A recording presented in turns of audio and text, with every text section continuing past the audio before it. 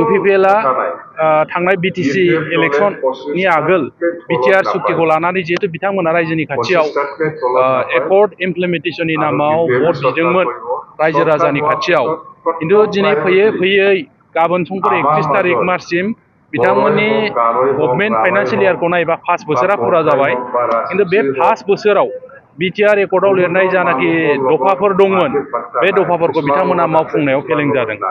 उदालगुरि जिल्लानि जोंनि party district होनोबा बेरगाव डिस्ट्रिक्टनि सिङाव खैराबारि आरो बेरगाव बे मोननै समस्तियाव जोंनि इयथ BSU आरो वमेन BPFनि मोनसे वार्कार्स मिटिं जानानै थाङो आरो बे मिटिङाव गुबुन दोलोनिफ्राय UPPL BJP बा GSP-निफ्राय गोबां मानसिफ्रा हाग्रामा महिलारि सारनि नुजाथिनायाव जोंनि BPF दोलोआव जगदान जादों आरो जोंबो बेहाय दिनै बाहागो लानानै बिराद गोजोननाय मोनदों। जोंनि वार्कार्सफोरनि जानाखि गोसोनि जस बेयो बिराद गोजौ मोजां बिथांमोना बिराद गोसो गुदुङै खामानि मावगासिनो दङ आरो फैबाय थानाय समाव BPF-खौ फिन खेबसेबाव 2025आव देरहानानै सरकार दानो थाखाय रायजो राजानि खाथियाव जोंनि कर्मीफ्रा मारै खोथा बुंहैनांगौ बेखिनि खामानिखौ दिनै बेखिनि गियान बा जानाखि मिथिनांगौ बेखौसो दिनै मिथिबाय आरो बेखौ लानानै रायजोनि खाथियाव बिथांमोना बुजायहैगोन जों बेखौ आसाबादि जों नुबाय थादों UPPL थांनाय BTC इलेक्शननि आगोल BTR सुक्तिखौ लानानै जिहेतु बिथांमोना रायजोनि खाथियाव एकर्ड इमप्लिमेन्टेशननि नामाव भट बिदोंमोन रायजो राजानि खाथियाव खिन्थु दिनै फैयै फैयै गाबोन समफोर 31 तारिख मार्चसिम बिथांमोननि गभर्नमेन्ट फाइनान्सियेल इयारखौ नायबा 5 बोसोरा फुरा जाबाय खिन्थु बे 5 बोसोराव BTR एकर्डआव लिरनाय जानाखि दफाफोर दंमोन बे दफाफोरखौ बिथांमोना मावफुंनायाव फेलें जादों।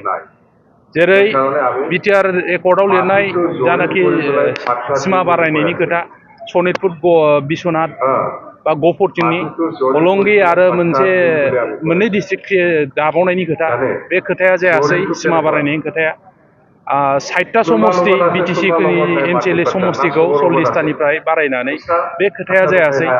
बाक्सा जिल्लानि बरमायाव जानो गोनां बड'फा उपेन्द्रनाथ ब्रह्मनि नामै जानो गोनां जानाखि सेन्ट्रेल इउनिभार्सिटि बेयो जायासै। उदालगुरियाव जानो गोनां NIT बे जायासै। ट्राइबेल इउनिभार्सिटिनि मोनसे केम्पास बे जायासै। चिरांनि रौमारियाव जानो गोनां नेरिम्स बे जायासै बा स्पर्ट्स इउनिभार्सिटि दांथलाव जानो गोनां चिरां जिल्लानि रेल कच फेक्टरि दा बिभिन्न जायगायाव बिथांमोना BTR एकर्डआव लिरना लानाय मोजां मोजां अनुष्ठान इउनिभार्सिटि स्कुल कलेजफ्रा दिनैनि दिनाव जायासै। बेल' नङा बिथांमोना BTR एकर्डआव लिरनाय स्कुल प्रभिन्सियेलाइजेसननि खोथा बा कलेज प्रभिन्सियेलाइजेसननि खोथा बेखौ मावफुंनायावबो फैलार जाबाय। दिनै 10टा कलेजखौ बिथांमोना प्रभिन्सियेलाइज जाबाय होनना बुंदों बे खोथाया खिन्थु नंखाय।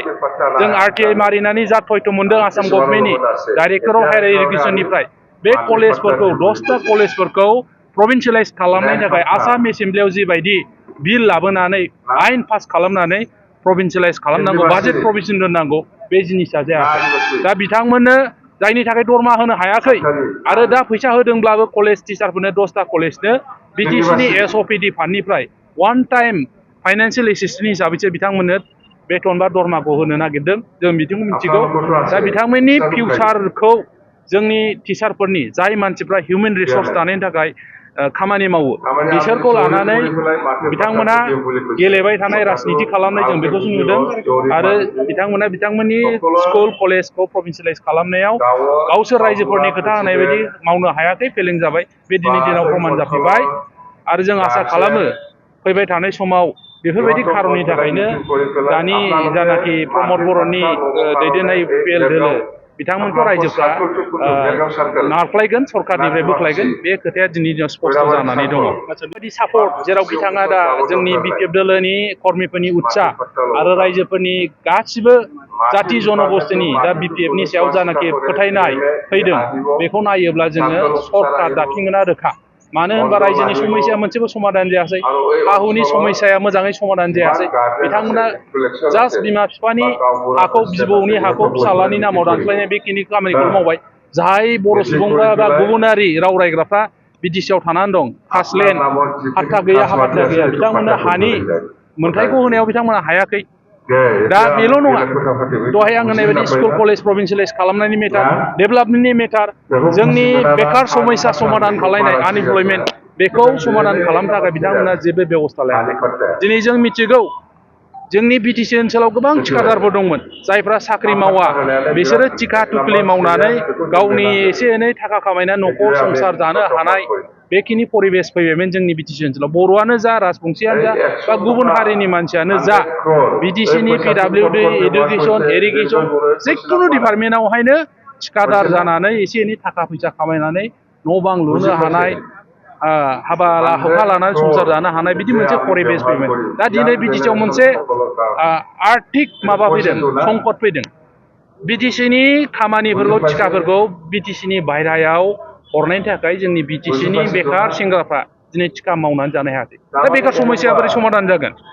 जायनि थाखाय जोंनाव दा गामि ओनसोलाव दखानाव बिक्रि गैला मोजाङै जिनिस फानला। सोरबा दाउ फानग्राया जुदि आगोलाव सानसेयाव 10 केजि दाउ फाननो हादोंबा दिनै 5 केजिखौनो फाननो हाला। सोरबा मैगं फायखारिया सानसेयाव 500 थाखा खामायदोंबा दिनै 200 थाखाखौनो खामायनो हाला।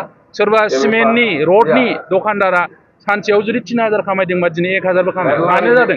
जोंनि बिटिसिनि थाखाया जोंनि बिटिसिनि सेंग्राफोरनि आखायाव गोग्लैनि थाखाय बे जिनिसा जादों।